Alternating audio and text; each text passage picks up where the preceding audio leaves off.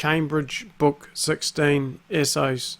I'm going to be showing you some model answers to current questions from Cambridge Book 16. The first essay. In some countries, more people are becoming interested in finding out about the history of the house or building they live in. What are the reasons for this? How can people research this question? So it's a two-question essay, reasons and how to research, kind of a bit like solutions. So essentially this is a reasons and solution essay. As for the topic, it's about why people want to know about the history of the house they're living in. So I've come up with two reasons. The first is about knowing about building problems with their building, and the second is curiosity. And then as for the ways to research it, I've got two of these as well: public records and asking neighbours. So this is a classic two-question essay. You can see I have an introduction which introduces the two questions. Then I have a paragraph about the two reasons. Then a paragraph about the different solutions or ways to research. And then a concluding paragraph that summarises my response to the two questions.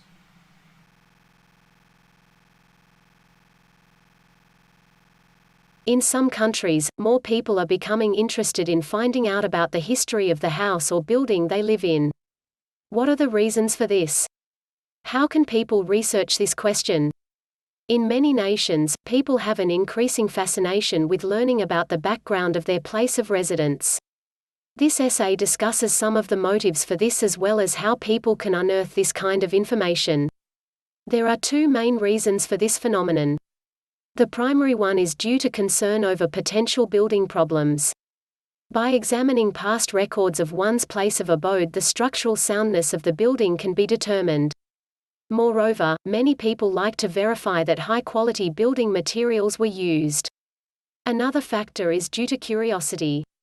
Many people wonder about who has lived in their house in the past and delight over the potential discovery of previous occupancy by a famous person. There are many methods to discover the history of a building. The most effective one is to check public records. From these records, we are able to determine who the building was built by and blueprints of the structural integrity of the construction. Another effective method is to simply ask neighbors. In many cases, neighbors have been living in the area for a long time and have a wealth of information. Furthermore, houses in the same neighborhood often share many characteristics. In conclusion, the main reasons why people are interested in discovering the background of their places of residence is due to concern over the structural soundness of the premises as well as a natural curiosity. The best ways to find out this information are to search public records or simply ask around the neighborhood.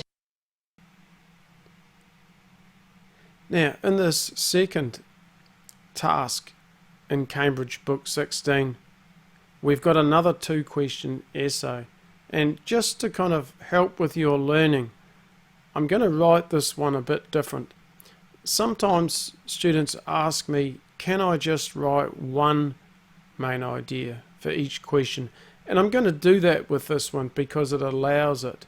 We can see that there's no pluralization here or here. Why is this? Is it a positive or negative development? Whereas if we just compare that with the previous one, what are the reasons for this? This suggests more than one reason because of the pluralization, right? What are the reasons for this? So, with this essay, I think you have to, or at least from a risk, it'd be risky not to put two ideas. But with our new topic, we can just mention one idea. So in this case, I've changed the way I've written this essay a bit. My first sentence paraphrases the task instructions, the topic. Companies often advertise their merchandise as having novel features. Then I cover question 1 in a sentence, then question 2 in the next sentence. I'm specifying what these are here. If you look back at the other essay, it's a more general introduction of the questions without actually specifying the main ideas. With this one, my main ideas are specified here. I also specify each main idea in the topic sentence, whereas with the previous essay, the topic sentence is more general, just introducing that the paragraph is about the reasons. Here we're actually putting what the reason is to persuade consumers to purchase the products. The same with the third paragraph. The topic sentence mentions that it's beneficial, but also the reason why they become more informed shoppers. Whereas with the previous essay, this was more general. So I think you could learn a lot by comparing these two essays. Let me just read out the task instructions. In their advertising, businesses nowadays usually emphasize that their products are new in some way. Why is this? Do you think it is a positive or negative development? And we can see my reason, persuade consumers to buy, and I'm going to say it's a positive development, that it educates customers.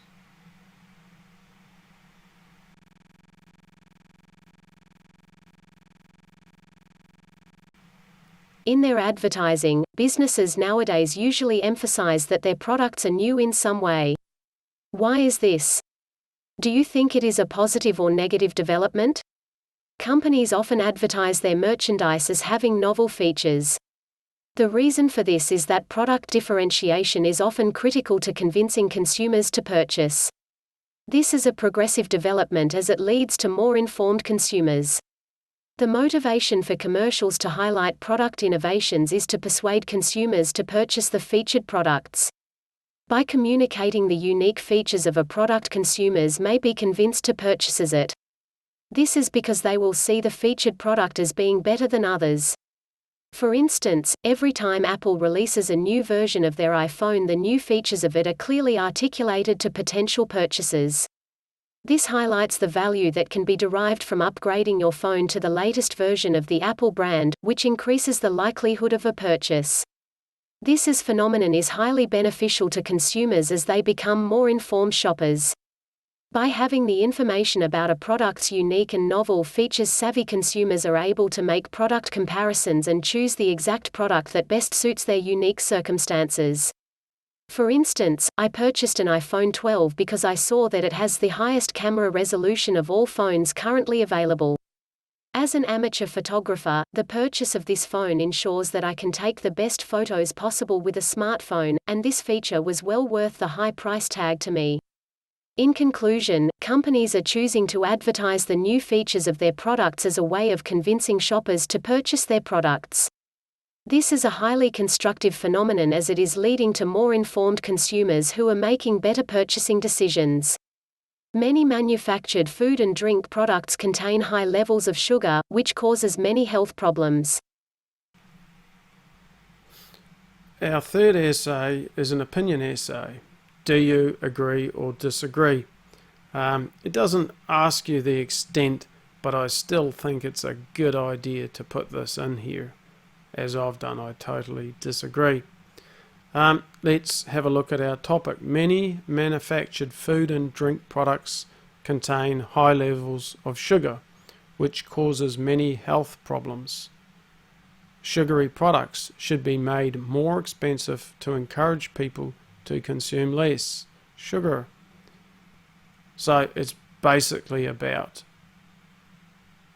should we make sugary products expensive, like maybe alcohol and cigarettes, in order to for people to consume less, something along those lines. All right. So as with most opinion essays, I've got a sentence that paraphrases the topic, another sentence that states my opinion, and the 2 reasons for it. Then we come on to the first body paragraph and the first reason for my opinion about it being unfair to shoppers. Then my next paragraph about there being more effective ways. Then I get to my conclusion where I restate my opinion. I'm completely against increasing the price, and I give a summary of my 2 reasons, unfair and better ways to reduce consumption. Sugary products should be made more expensive to encourage people to consume less sugar. Do you agree or disagree? Many people believe that food and beverages that are high in sugar should be sold at high prices to discourage people from consuming these unhealthy products. I totally disagree because I think that it is unfair to consumers charge more for these products, and also because there are other more effective ways to discourage consumption of these types of goods. The main reason why I believe these products should not be made more expensive is that it is unfair to shoppers. These types of goods, when consumed in moderation, are not a health risk, and therefore it does not seem reasonable that everybody who consumes these goods should have to pay more. Furthermore, for people on a tight budget, a sweet snack is an affordable luxury. However, if prices are hiked, this might put people's favorite snack out of reach. In addition, there are more effective ways to decrease the consumption of sugary goods. The best way is for the government to engage in public service advertising to educate the public about the need to eat these types of products in moderation. This type of approach has been useful with other vices such as alcohol and cigarettes, and so it seems reasonable that it will also work for sugary products. Another effective way to decrease consumption is to ban the advertising of these types of products. I feel this will be effective because it will create less of a psychological desire to consume these types of goods. In conclusion, I am completely against increasing the price of confectionery. This is because it is not fair to consumers, and there are better ways to reduce consumption of these sugary goods.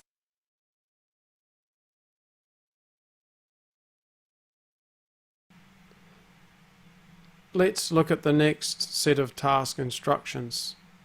In the future, all cars, buses and trucks will be driverless. The only people travelling inside these vehicles would be passengers. So that's the topic. It's basically about driverless vehicles. Then the question, do you think the advantages of driverless vehicles outweigh the disadvantages? So I've basically come up with 2 advantages and 1 disadvantage. The advantages are that it's safer and more enjoyable, and then the disadvantage of cyber crime. Note that it's always a good idea to have more points to support the side that you think outweighs the other. So pick your side, have 2 main ideas for that, 1 for the other side. Then when we write our essay, paraphrase the topic, give your opinion. Second paragraph, introduce your first advantage, safety. Basically, the paragraph explains why it'll be safer. Next paragraph, it'll be more enjoyable. Then we go to the side I support less and the issue of cyber criminals. Finally, we get to my conclusion where I restate my opinion that the positives outweigh the negatives, and then give the reason for it. That the increase in safety and enjoyment surpass the threat from cyber criminals. There's a lot of great language in this essay. For one thing, you want to have ways to paraphrase some of these key words like advantages, merits, positive aspects, disadvantages, drawbacks, negative aspects, outweigh, exceed, surpass. So there's a lot of useful vocabulary.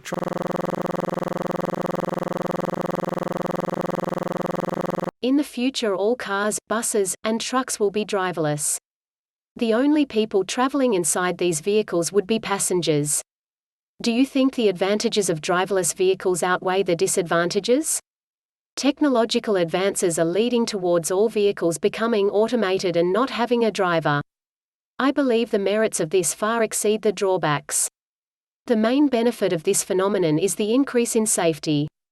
The absence of a driver means that human error can be totally eliminated. More precisely, car accidents will no longer result from a lapse of concentration or poor judgment in the operation of a vehicle. For example, there will no longer be an issue with intoxicated drivers getting behind the wheel and endangering themselves and others on the road.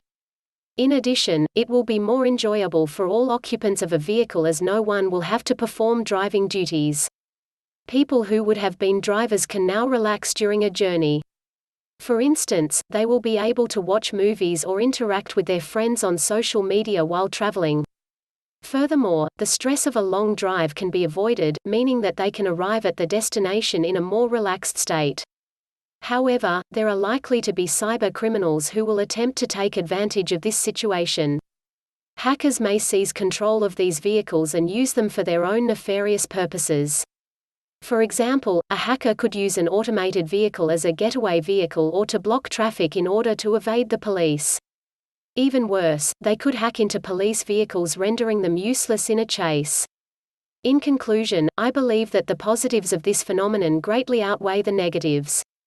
This is because the increase in safety and enjoyment when traveling surpass the threat posed by cyber criminals. I hope you found this video useful. If you did, please like it so that will help this video to rank better and enable people such as yourself to see this video.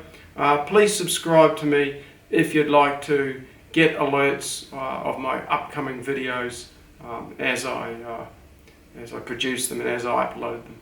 Best of luck with your study in 2020.